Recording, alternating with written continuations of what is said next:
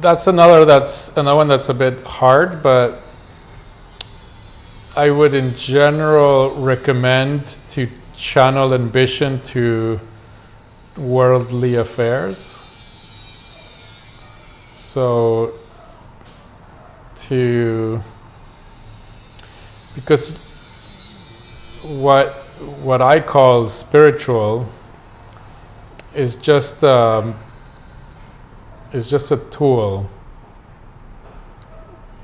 to point to something different from what we know as normal reality. When normal reality is misunderstood and not seen for what it is, it loses something. And so then we need to come up with a name of that which is lost. But it's lost only through a misunderstanding, a misperception. And what's lost we can call is spiritual. But once spirituality and true spirituality is seen, it almost disappears in a sense, because everything is that. And so then what is worldly, ordinary, is also extraordinary and spiritual. There's no difference. And so to have ambition for the spiritual is most likely a confusion, because it's an imagination of what is spiritual.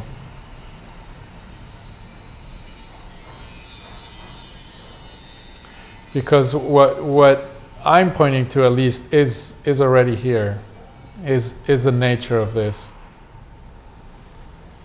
And so the ambition you might have, you can't get because you already have it. So you can only get what you're imagining you're not having, which is different. I'm also being careful, because there could be like a drive and a love and a passion to discover this, because you've tasted it, you've glimpsed it, and that's valid. And we've had these conversations quite a few times with you around the kind of the baby in the bathwater.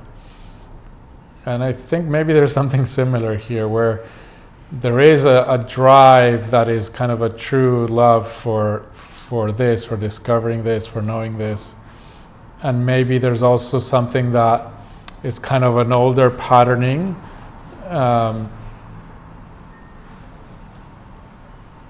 We've talked about religion and that kind of thing.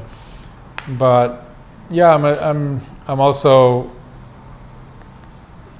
just a little bit unsure which way to go there with you, but I would just say, just check what the ambition is for. What is it aiming towards? And if it's towards some kind of experience or something in the future, or something that would give you a quality that is in some way special, those are things that I would qualify as distractions, or kind of a misunderstanding, a very natural, normal. We can only start this work through misunderstanding, right? We come from a misunderstanding and we go towards a truer understanding. But so it's a process of kind of clearing away the misunderstandings, the misinterpretations. And so the baby in this, metaphorically in this process, is the love for that which is actually true and real that you're looking for. And then that can get distilled through understanding. And that distillation brings it to it can only be here, so what is this? Who am I here now? And it's not about either of us becoming more special in any way or having any particular experiences that we imagine or we've had in the past and we want to repeat. But those experiences do help in that they become these kinds of tastes that often do awaken an ambition, and through a process of deeper understanding, that ambition subsides towards the knowing of this in this moment. And that's why in the beginning I was saying I often recommend kind of that big drive and ambition to be channeled into worldly affairs, just to avoid the risk of a really detached kind of driving to something that's just not here.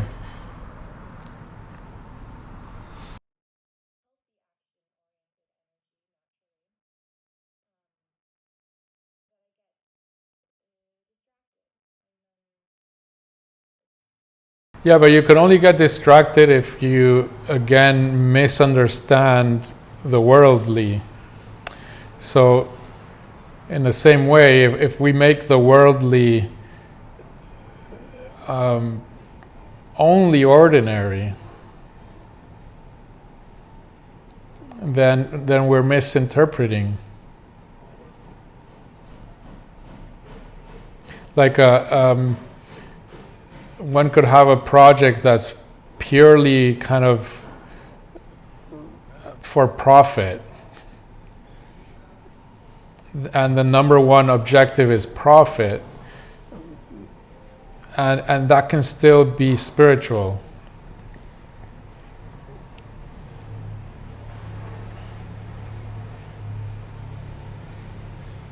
It matters how we bring our understanding to that, and our level of love and ethics and creativity.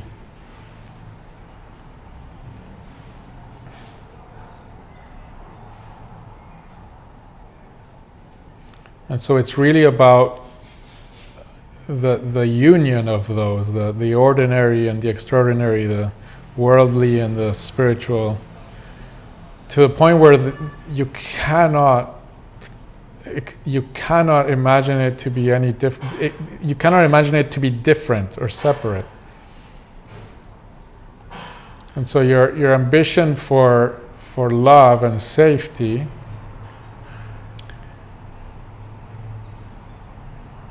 and we've talked a little bit about this before. I recommend that energy to go towards, sure, ambition, towards love and safety, but towards realizing that safety you can only discover as already existing. And I'm not talking about if there's like danger because your house is being broken into right now. That kind of safety, sure, there's drives that have to do with kind of addressing that, but the safety you're talking about is much more of an intrinsic subjective nature.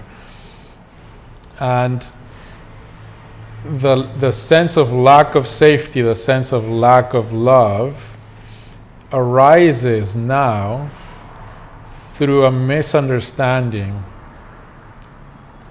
through a misinterpretation from what you think you are. And I know that you don't, these words aren't going to come across like, yes, I know I think I'm this thing and I'm not this thing, and it's a lot more hidden. And so you're saying, yeah, you don't experience this kind of expansion, or I forget exactly how you called it right now.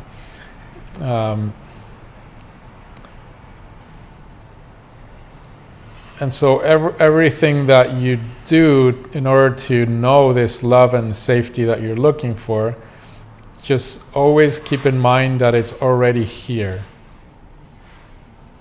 And sure, you could travel around the world and do psychedelics and go to retreat. All of that can help.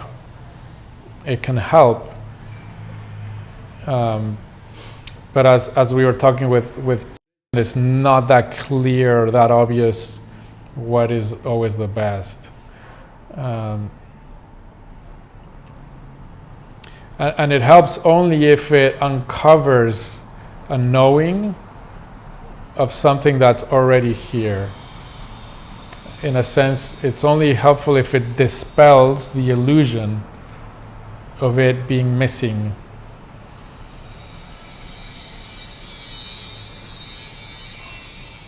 And in that way, kind of chipping away.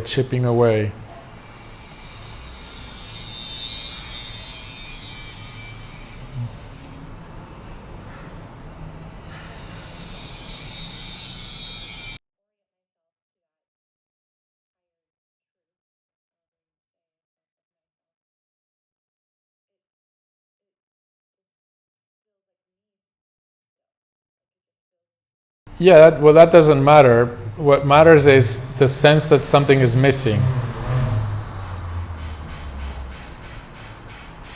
The dissatisfaction.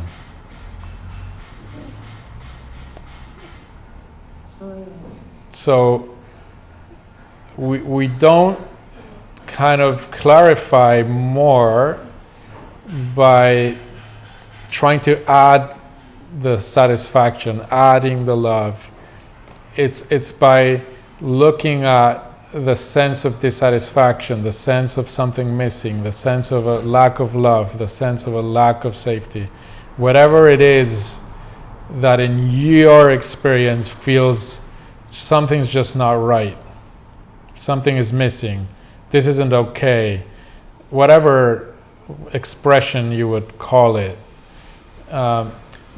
that's where you want to look at and get really close and intimate, and have that be your guide and your teacher, in a sense. The understanding of what is that. It's only you who can discover that. What I'm offering is pointing into a direction, because you could develop powers, spiritual powers. They are real, and that could get you things that are real, but it would only take you further away from what I think is much better.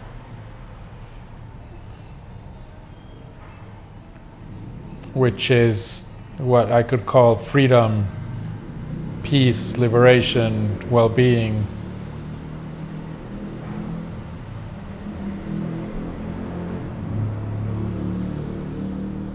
Which I'm not saying don't develop powers. They often are developed as a byproduct of this work, but not because they are the objective.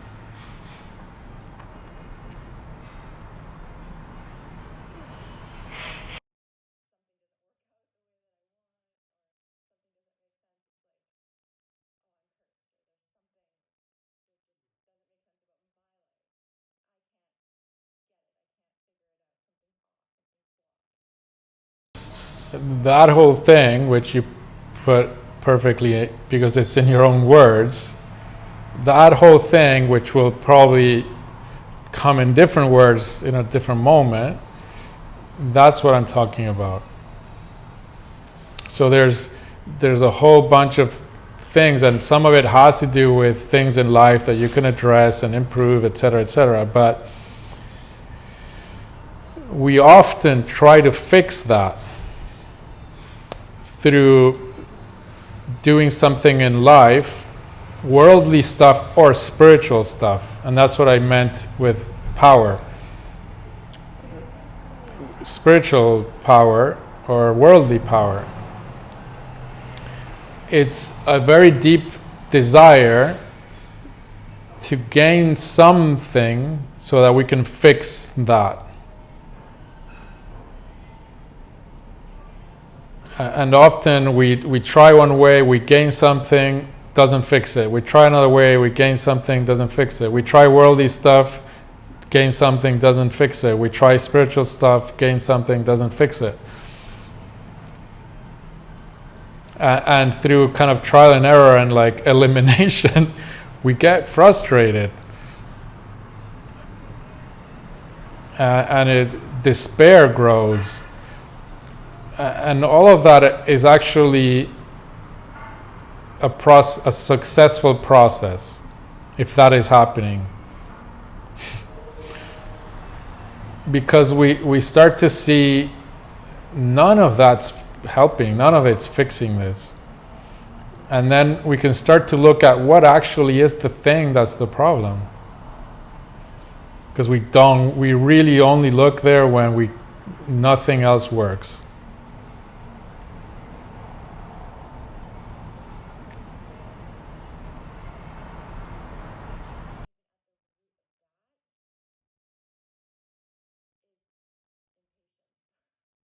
Oh yeah, it's impatient is probably like a rage of frustration and pain.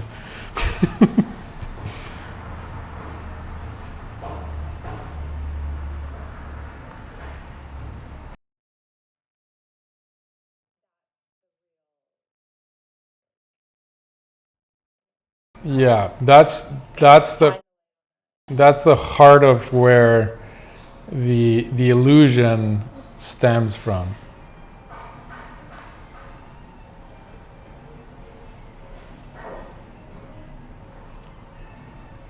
That's where we lost the garden.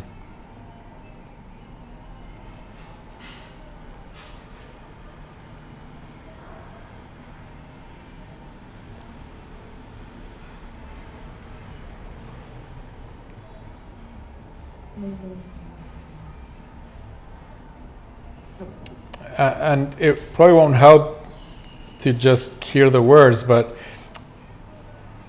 it might click at another moment. It's because we decided we know what we are.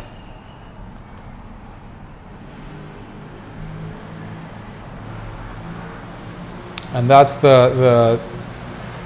my interpretation of biting the apple.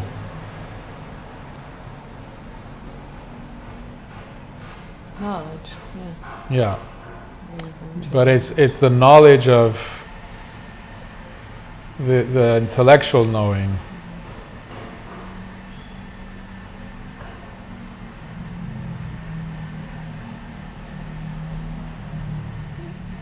I've decided I know what I am. And when we define ourselves to be something we know, we lose what we truly are.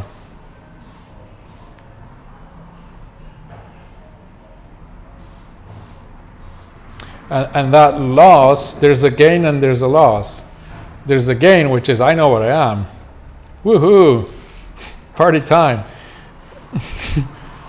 But there's the loss of what we truly are, and that hurts. And then, because we're attached to this knowing of what I am, we interpret the hurt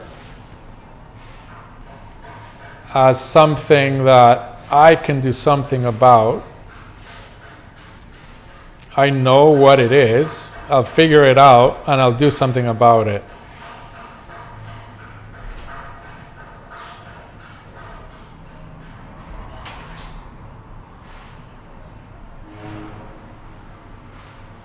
Until all of that striving and trying fails so badly that we get so tired that we go, well, maybe I can't do something about it. What is this about? What is the source of this? And it really starts to feel like I am the fucking problem. The source is me. And that's where we start to look in the right place.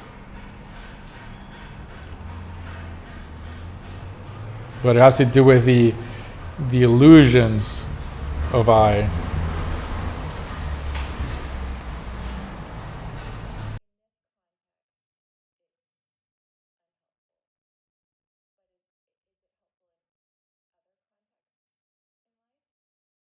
Yeah, I mean, it's helpful if the tap is broken, you want to call the plumber.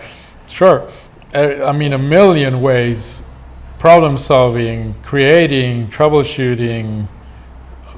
It's infinite possibilities of goodness and infinite possibilities of mistakenly doing the wrong thing because we're confusing what the problem is and we're then confused what the solution is.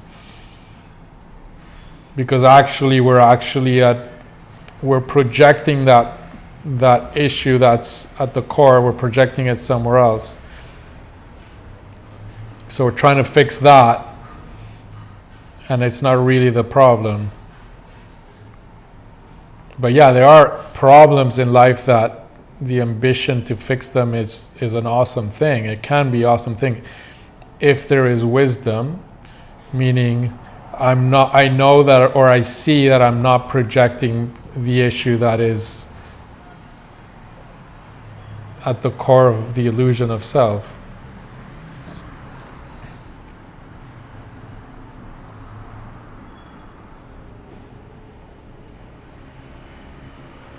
And this is the most normal thing. This is the problem is the government, the problem is the world, the problem is the politician, the problem is the partner, the problem is the parent, the problem is the blah blah blah, the job, the employer, my mind, my emotion. Like you could also internalize it. It's my mind, it's my emotions, it's my body, it's my blah blah blah.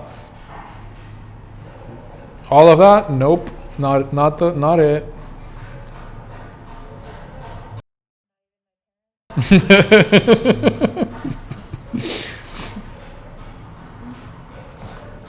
They were a problem many years ago. Not anymore.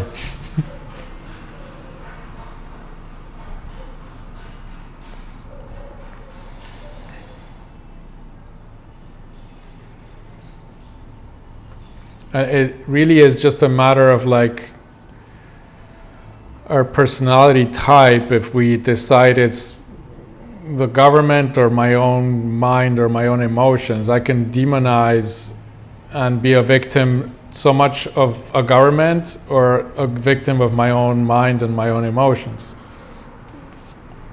That position of victim is the disowning of the responsibility and the projection of the true issue, which is I've decided I am something and I don't know what the fuck I am. And that decision which happened very early on, we keep reinforcing, and that is the problem.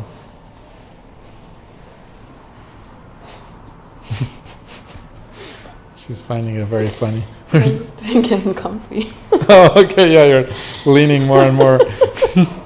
I like it. It is also funny. I've decided I'm something. Yeah. But I know how it doesn't seem like I've decided I know what I am, and like there is just an experience of subjectively, there's a perception of I am this and I know what I am. I know it's I and I know what that is. There's just a kind of a reality that it just seems real. There's an experience that seems this is what is real. And that's what we can look more closely at and it's like a house of cards. There's nothing real to the whole construct. And we can slowly disassemble it, or it can all fall suddenly, but as it happens, it's painful. And scary.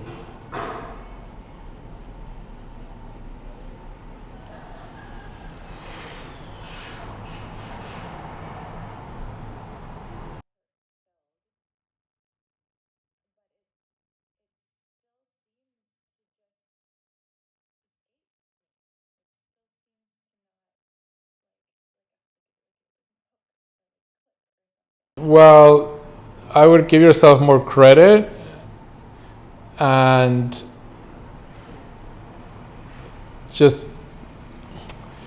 hesitating whether to say what I was going to say, but just give yourself credit, because some people spend decades and are way more lost.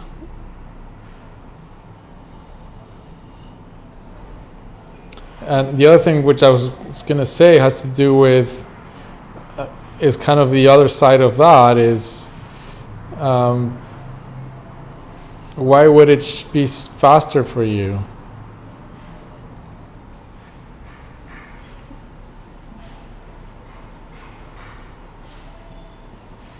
You know, like, I think you've come a long way.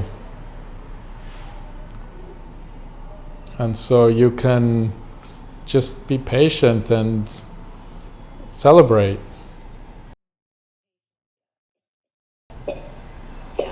Patience, perseverance, and celebration.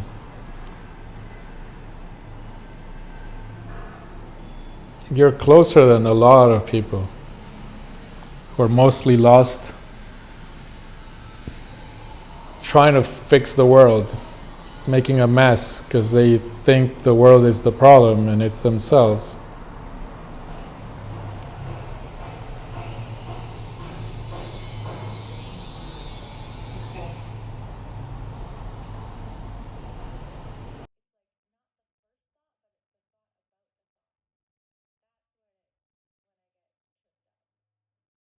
Yeah, the interpret. Yeah, exactly.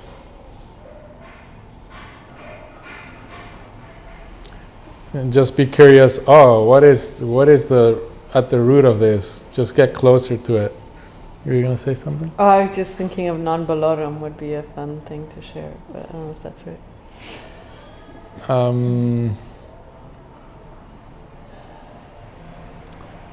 I'm not thinking this moment, but maybe you want to say something?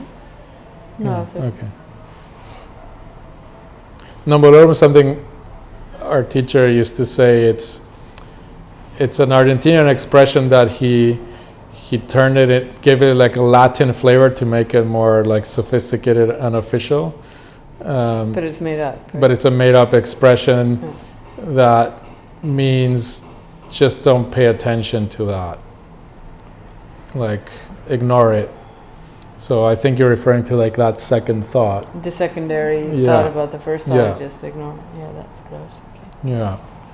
But then be curious about what's happening, what's the whole thing, what's at the root.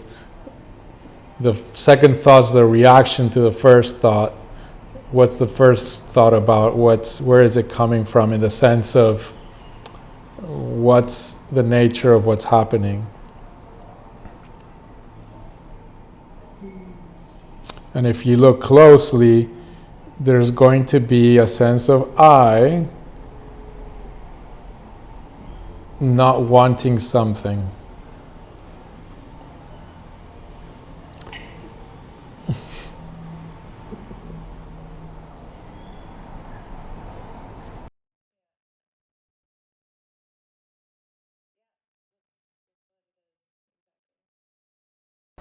And now don't interpret like the solution is like I have to want everything, all of this crap. No. that's not the solution, but it's to look more closely at that, and then a lot can be unpacked and clarified, but it can get tricky.